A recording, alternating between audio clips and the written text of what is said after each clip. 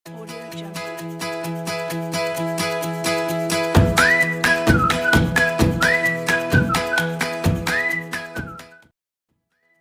seperti ini, apa saja tujuan bersama mengikat kita sebagai bangsa satu bangsa dan yang membuat kita merasa perlu untuk mempertahankan nasionalisme Indonesia?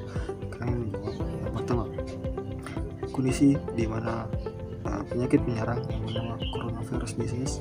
Tujuan bersama pada kondisi seperti ini adalah yang pertama adalah itu untuk menghilangkan penyakit ini, ataupun penyakit ini bisa menjadi tidak terlalu berbahaya bagi masyarakat.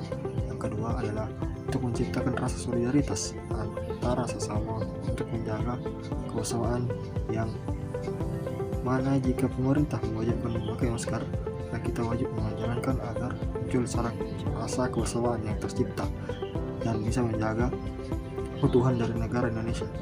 Yang kedua, kondisi yang kedua ini seperti kondisi regionalisasi, yang mana kondisi seperti ini banyak kebudayaan asing yang masuk ke negara lain, terkhusus negara Indonesia.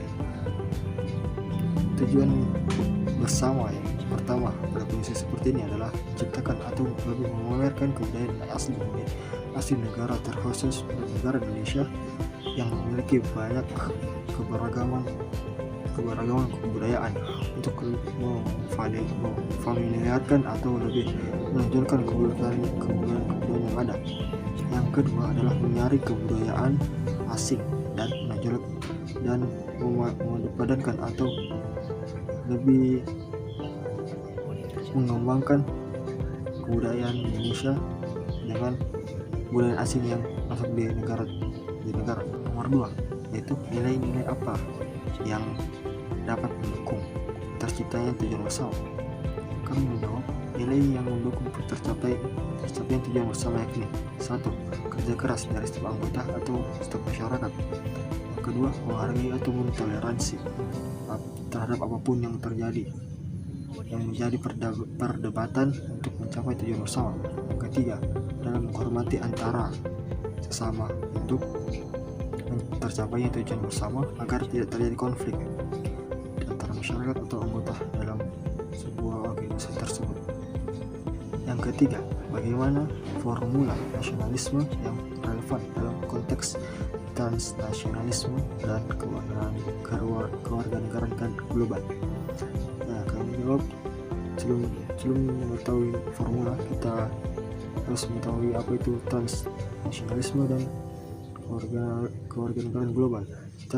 Transnasionalisme adalah fenomena sosial dan agenda penelitian ilmiah yang muncul karena manusia saling terhubung dan batasan ekonomi dan sosial negara semakin subur. Sedangkan kewarganegaraan global adalah identitas seorang sudah melintasi batas geografi ataupun politik, dan manusia di planet bumi saling bergantung dengan satu sama lain. Umat manusia merupakan satu kesatuan.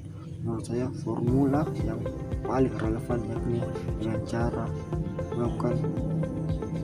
seperti naturalisasi di dalam dunia sepak bola, yang dimana seseorang diikat atau disahkan menjadi satu keluarga negara. Seorang memiliki satu keluarga negara, maka ia akan lebih memiliki rasa nasionalisme terhadap negara tersebut. Bagaimana memahami berbagai perubahan dan evaluasi makna nasionalisme itu sendiri? Kami menjawab, pada masa penjajahan, nasionalisme dibungkus perasaan tertindas sebagai bangsa terjajah yang dapat mengeliminasi segenap perbedaan menjadi kekuatan dahsyat yang mengusir penjajah.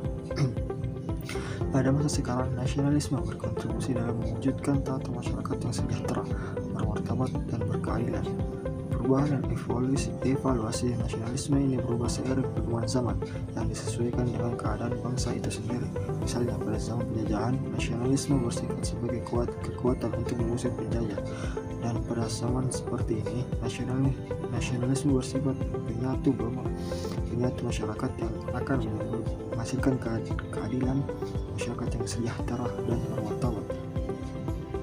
Nomor 5, Apakah kebijakan mengadopsi kewarganegaraan ganda atau beberapa kewarganegaraan bisa diterapkan di Indonesia tanpa mengurangi nasionalisme bangsa ini? Kami menjawab, untuk kebijakan yang membolehkan kewarganegaraan ganda, Indonesia tidak mengizinkan warga negaranya tidak memiliki